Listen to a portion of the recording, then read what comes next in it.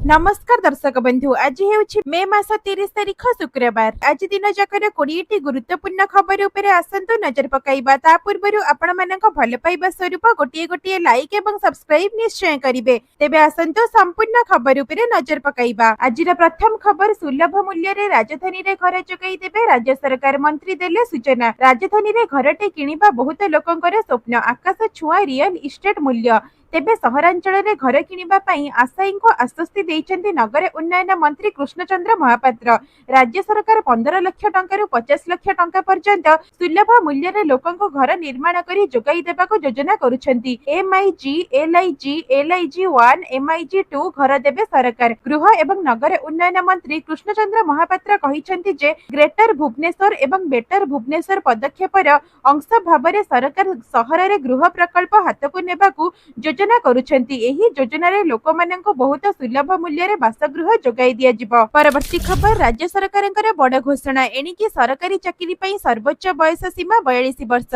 तेबे सरकारी चाकरी रे नियुक्ति पई सर्वोच्च बयस सीमा 32 वर्ष रु 42 वर्ष पर्यंत वृद्धि करबाकू राज्य सरकार निष्पत्ति नेइछन्ति। एथि लागि सरकार ओडिशा बेसामरिक सेवा नियमावली 1989 रो संशोधन करा जाइछि। सरकारଙ୍କ नियमावली रे थिबा व्यवस्था अनुसार सरकारी पद पदवी और सेवा रे प्रवेश पई सर्वोच्च बयस सीमा पूर्वरु 32 वर्ष रहिथिला। कैबिनेट निष्पत्ति द्वारा सरकारी चाकरी पई प्रस्तुति करी बयस सीमा पार होई जाइथिबा आशायी उपकृत हेबे। ए नै पुलिस, जंगल, अबकारी, अग्निशम सेवा किंबा जेउ सेवा एवं पदवी रे शारीरिक दक्षता परीक्षा रही थाए ताहाको बाद दिया जाइछि। एथि सह जेउ पदवी पई सर्वोच्च सीमा उल्लेख करा जाइथिबो ताको मध्य बाद दिया जिवो। परवर्ती खबर, राशन कार्ड को नै बड़ खबर। कटिपारे आपणकर राशन कार्ड नुआ व्यवस्था नहीं घोषणा कले सरकार। वर्तमान राशन कार्ड धारी लगी आसीछे बड़ खबर, जहा को नहीं एबे गाइडलाइन रे आसिला नुआ व्यवस्था। एणिकी आपणको आउ मिली न पारे सरकारी राशन कार्ड, किंतु समस्तंकर राशन कार्ड कटि जिवो बोली एठारे कुहा जाई नाही। किंतु अधिकांश हिताधिकारींकर कटि जिवो राशन कार्ड। तेबे सेही मानंकर राशन कार्ड कटिबो जेउ माने सरकारंकर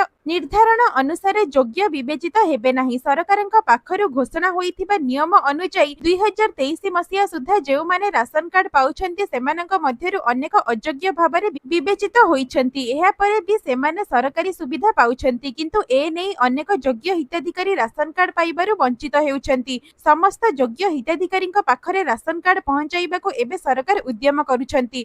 तेबे जेउ हिताधिकारींकर फ्लैट किंबा 100 वर्ग मीटर रु अधिक एरिया रे घर थिबो सेमानंकर कटिबो राशन कार्ड। जेउ मानंकर 4 चकिया जान अछि सेमानंकर मध्य कटिबो राशन कार्ड। ट्रैक्टर, अस्त्र शस्त्र लाइसेंस थिले मध्य मिलिबो नाही आउ राशन कार्ड। एथि सह गाँ रे 2 लाख एवं सहर रे वार्षिक 3 लाख रु अधिक रोजगार करुथिबा व्यक्ति माननको मध्य आउ मिलिबो नाही राशन कार्ड। जदि आपण माने एही सब नियम रे खिलाफ करिसंती तेबे आपणकर कटि जिवो राशन कार्ड। एमिति कि नियम हेबा परे भी जेउ माने राशन कार्ड न फेराइबे सेमानंक विरुद्ध रे कार्यानुष्ठान ग्रहण करिवे राज्य सरकार। परवर्ती खबर, गभीर अवपातर रूप नेला लघुचाप। एहा प्रभाव रे प्रबल वर्षिब।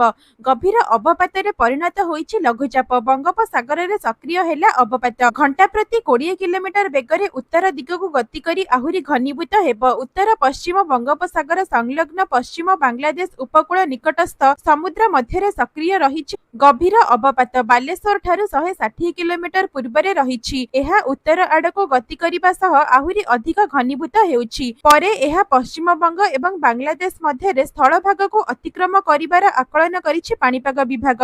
एपटे लघुचाप सेपटे मौसुमीर प्रभाव रे राज्यर विभिन्न स्थान रे जारी रहिछि वर्षा। आज 4टी जिल्ला पई ऑरेंज वार्निंग जारी करिछि पाणीपाग विभाग। मयूरभंज, बालेश्वर, भद्रक एवं केन्द्रापड़ा जिल्ला रे प्रबल रु अति प्रबल वर्षा पई ऑरेंज वार्निंग जारी करा जाइछि। एहा व्यतीत अन्य समस्त जिल्ला पई येलो वार्निंग जारी करा जाइछि। तेबे 31 तारिख जाए प्रबल वर्षा नहीं चेतावनी जारी करिछि पाणीपाग विभाग। दक्षिण पश्चिम मौसुमी वायु दक्षिण ओडिशार किछि जिल्ला को स्पर्श करिछि। आउ किछि दिन भितरे एहा समग्र ओडिशा को छुइबो। समग्र ओडिशा को मौसुमी स्पर्श करिबा पई पाग अनुकूल रहिछि। परवर्ती खबर, देशर प्रथम राज्य भाबे एआई नीति आनिबाकू जाउछि ओडिशा। राज्य कैबिनेट रे एआई नीति 2025 को मिलिछि अनुमोदन। एही नीति आनिबारे ओडिशा प्रथम राज्य होईछि। चलित आर्थिक वर्ष बजेट रे एआई नीति पई भी 20 कोटी प्रावधान रहिछि। आवश्यक पड़िले सप्लीमेंटरी बजेट रे अर्थ बढ़िब। कृत्रिम बुद्धिमत्ता को आधार करी तथ्य संग्रह, नव सृजन को प्रोत्साहन, तथ्य परिचालित निष्पत्ति सह राज्यर सामाजिक आर्थिक उन्नति संभव होई परिब। एआई नीति रे निया जिबाकु थिबा पदक्षेप जरिया रे एआई ओडिया सर्च इंजिन भाबरे काम करिब। तेबे एहा एक ओडिया सर्च इंजिन भाबरे काम करिब। इनपुट देबाकु लोकमाननको नियुक्ति मिलिब। एहार अपव्यवहार भी रोका जाई परिब बोली कहिसंती आईटी मंत्री मुकेश महालिंग। एआई नीति युवपीढ़ी साधारण लोकंको बेस फायदा देब। सरकारी सेवा जोगाण को श्रृंखलित करिब एआई नीति। शिक्षा, स्वास्थ्य, कृषि, महिला एवं शिशु विकास भली विभिन्न क्षेत्र रे एआई रो उपयोग हेब। राज्यर 270 सेवा जोगाण नेई उपयुक्त तथ्य देई परिब एआई। परवर्ती खबर साक्षी गोपाल ठारू आरंभ हैला विकसित कृषि संकल्प अभियान। ओडिशा गस्तरे केंद्र कृषि मंत्री शिवराज सिंह चौहान पुरी जिल्ला साक्षी गोपाल ठारे विकसित कृषि संकल्प अभियान शुभारंभ करिसेंती केंद्र मंत्री। एही अभियान कार्यक्रम रे राज्य सरकार को प्रशंसा कले कृषि मंत्री। धान एमएसपी रे बोनस प्रदान पई मोहन सरकार को धन्यवाद देले शिवराज। सूचना योग्य जे आगामी 15 दिन धरी चालू रहिबाकु थिबा एही अभियान रे प्राय 1.5 कोटी चाषीक सहित सरकार सीधासळख साक्षात करी सेमानंको नूतन कृषि ज्ञान कौशल एवं प्रजुक्ति विद्या विषय रे अवगत कराइबे। एही अवसर रे जनसाधारण को उद्बोधन देई मुख्यमंत्री श्री मोहन चरण माझी कहिथिले जे कृषक मानक मध्य रे आधुनिक प्रजुक्ति विद्या एवं नूतन बिहन किसम विषय रे सचेतनता सृष्टि करिबा पई आजिठारु जून 12 पर्यंत देशव्यापी विकसित कृषि संकल्प अभियान भारत सरकारଙ୍କର एक जुगान्तकारी पदक्षेप। एही अभियान माध्यम रे देशर 700 जिल्लार प्राय 1 कोटी 50 लाख चाषीଙ୍କ निकटरे सरकार पहुंचिब एवं नूतन कृषि प्रजुक्ति विद्या प्रयोग विषय रे सेमानंको अवगत कराइब। परवर्ती खबर शीतल षष्ठी यात्रा पई 50 लाख रा आर्थिक अनुदान घोषणा कले मुख्यमंत्री मोहन चरण माझी। ए वर्ष शीतल षष्ठी यात्रा को आहुरी भव्य एवं प्रसार प्रचार पई अनुदान घोषणा करिसेंती मुख्यमंत्री मोहन चरण माझी। लोकंक सरकार रे महनीय हेबो लोक परंपरा, गरिमामय हेबो ओडिया अस्मिता।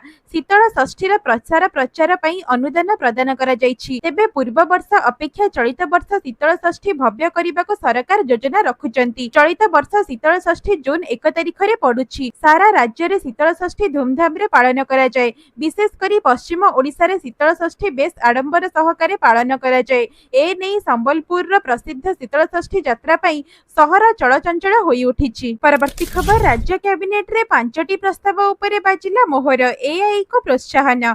मुख्यमंत्री अध्यक्षतार बसिथिबा कैबिनेट बैठक रे 5टी बड़ निष्पत्ति निया जायछि। वयस सीमा को बढ़ाइबा सह एआई क्षेत्र रे स्टार्टअप को प्रोत्साहन दिया जायछि। एआई नीति को अनुमोदन मिलिबा परे राज्य रे एआई मिशन एवं एआई सेल आरंभ करा जिवो। सेही भଳି ढेंकानाल जोरंदा स्थित महिमा गादीर उन्नतिमूलक कार्य एवं शून्य मंडप निर्माण को कैबिनेट रे अनुमोदन मिलिछि। एहा सह 36 मास मध्य रे कार्य शेष करिबाको निर्देश दिया जायछि। सेही भଳି जगतसिंहपुर रे थिबा जेएसडब्ल्यू निर्माण करिबा निजस्व जेटी। एथि पई राज्य सरकार एवं जेएसडब्ल्यू मध्य रे चुक्तिनामा को अनुमोदन करिछि कैबिनेट। तेबे 3450 लोकों को प्रत्यक्ष एवं परोक्ष रे नियुक्ति मिलिबो। एथिसह ओडिशा चक्षु सेवा पई 141 नुआ पदवी सृष्टि सेवा प्रस्ताव को राज्य कैबिनेट अनुमोदन देइछंती। परवर्ती खबर सुना दर को नै आसिला बड़ खबर। जानंतु आज केते अछि दाम। सुना दर शुक्रवार रे लगातार चतुर्थ दिन ह्रास घटी। आज राजधानी भुवनेश्वर रे सुना दर रे मध्य बहुत ह्रास घटिबा देखिबाको मिलिछि। 22 क्यारेट सुना दर गतकाली 10 ग्राम पिछा 89,350 टंका थिला। एथिरे आज 400 टंका कमिछि, जेउथिरे मूल्य परिवर्तन होई सुना दर 88,950 टंका रे बिक्री हेउछि। सेही परि 24 क्यारेट सुना दर 10 ग्राम पिछा 440 टंका ह्रास पाइछि। आज एही सुना दर 10 ग्राम पिछा 97,040 टंका रे बिक्री हेउछि। सेही भଳି मुंबई रे 22 क्यारेट सुना दर 10 ग्राम पिछा 89,340 टंका रे बिक्री हेउथिबा बेले 24 क्यारेट सुना दर 10 ग्राम पिछा 97,470 टंका रे बिक्री हेउछि। दिल्ली रे 22 क्यारेट सुना दर 10 ग्राम पिछा 89,490 टंका रहिथिबा बेले 24 क्यारेट सुना दर 97,629 टंका रहिछि। परवर्ती खबर पीएम किसान। जानंतु किस्तीर टंका पई कोन रहिछि जरूरी सर्व। केंद्र सरकारଙ୍କର पीएम किसान योजना रे चाषी मानक वार्षिक 6000 टंका आर्थिक आर्थिक सहायता मिलुछि जहाँ सीधा सड़क चाषी अकाउंट रे 2000 करी 3टी किस्ती पठा जाउछि। एही योजना अधीन रे 20तम किस्ती जून मासरे जारी हेबा नै संभावना रहिछि। पूर्वरु सरकार देशव्यापी सैचुरेशन ड्राइव आरंभ करिसेंती जहाँ 31 मे 2025 पर्यंत चलिबो। एही अभियानर उद्देश्य हेउछि जेकोनोसी योग्य चाषी एही योजनारु वंचित न हुअंती एवं समय मध्यरे किस्ती पाई जांती। कृषि मंत्रालय द्वारा समस्त योग्य चाषी को चिन्हट करी एही योजना सहित जोड़ी हेबा पई राज्य एवं जिला गुडी को निर्देश दिया जाइछि। तेबे आपनको एही सब काम करिनेबा जरूरी नचेत किस्तीर राशि बंद होई पारे। प्रधानमंत्री किसान रो परवर्ती किस्ती पाइबा पई चाषी माननको ई-केवाईसी करिबा आवश्यक। बैंक अकाउंट सहित आधार नंबर लिंक करिबा बाध्यतामूलक एवं भूमि रेकर्ड जांच आवश्यक। जदि एही प्रक्रिया गुडिक मध्यरु कोनोसिटी असंपूर्ण रही थाए तेबे जून मासरे आसिबाको थिबा किस्ती आपनको मिलिबो नाही। एही संपर्क रे साधारण सेवा केंद्र बा सीएससी माध्यमरे शीघ्र कार्य समाप्त करिबा पई सरकार आवेदन करिसेंती। योजनार लाभ प्रकृत योग्य चाषींक पाखरे पहुंचिबा सुनिश्चित करिबा पई ग्राम स्तर रे मध्य अधिकारी माननको सक्रिय करा जाइछि। राज्य सरकारको नूतन योग्य चाषी माननको चिन्हट करिबाको एवं पुराना हिताधिकारी सूचना अपडेट करिबा पई कुहा जाइछि। तेबे प्रधानमंत्री नरेंद्र मोदी 24 फेब्रुआरी रे बिहार रो भागलपुर रे चाषी माननको पीएम किसान रो 19तम किस्ती देइथिले।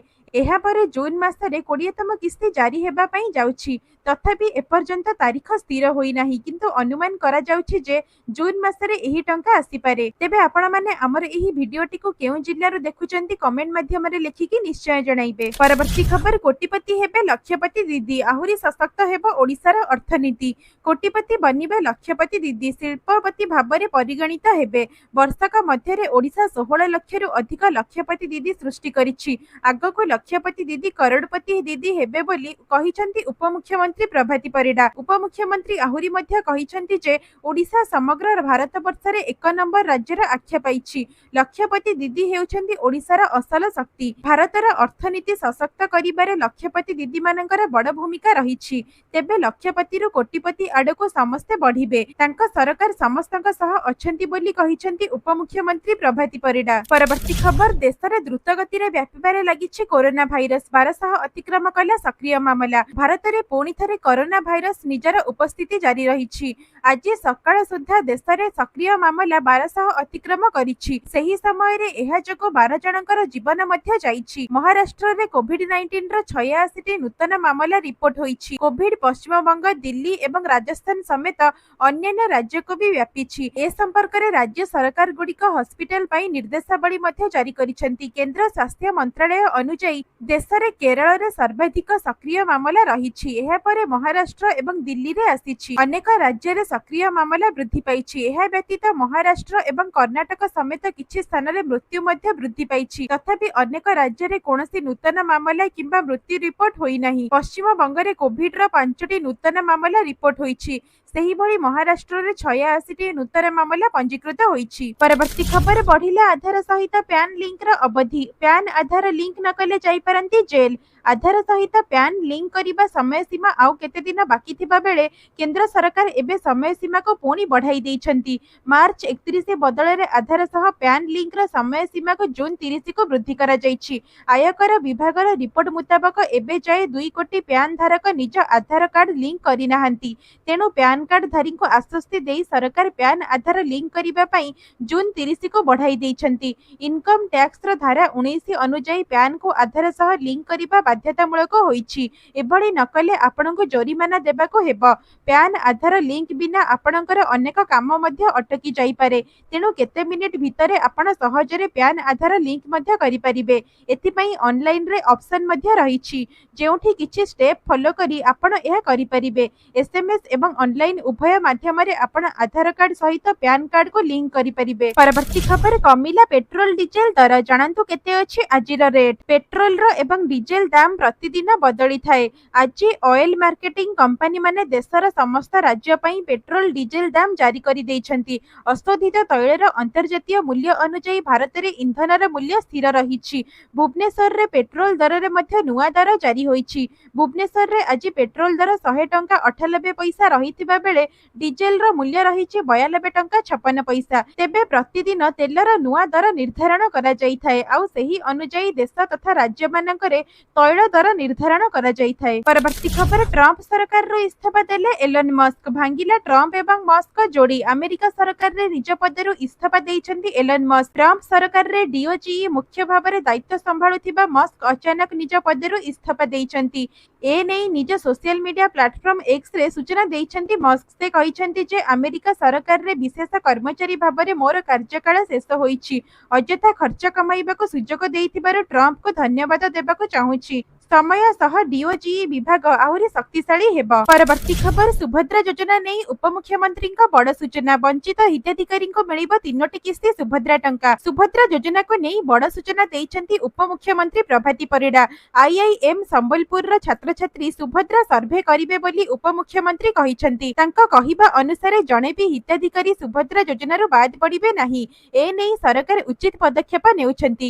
ଯେଉଁମାନେ ଏହି ଯୋଜନାରୁ ବାଦ ପଡ଼ିଛନ୍ତି ସେମାନେ ହିତାଧିକାରୀ ଚିହ୍ନଟ କରିବା ପାଇଁ ପୁଣି ସର୍ଭେ କରିବେ ରାଜ୍ୟ ସରକାର। ତେବେ ଆଇଆଇଏମ୍ ସମ୍ବଲପୁରର ଛାତ୍ରଛାତ୍ରୀ ସୁଭଦ୍ରା ସର୍ଭେ କରିବେ। ସର୍ଭେ କରିବା ପରେ ସରକାରଙ୍କ ନିକଟରେ ସମସ୍ତ ରିପୋର୍ଟ ଦାଖଲ କରାଯିବ। ତେବେ ବଞ୍ଚିତ ଥିବା ସମସ୍ତ ହିତାଧିକାରୀଙ୍କୁ ଏକା ସାଙ୍ଗରେ 3ଟି କିସ୍ତି ଦିଆଯିବ ବୋଲି ଉପମୁଖ୍ୟମନ୍ତ୍ରୀ ପ୍ରଭାତୀ ପରିଡ଼ା କହିଛନ୍ତି।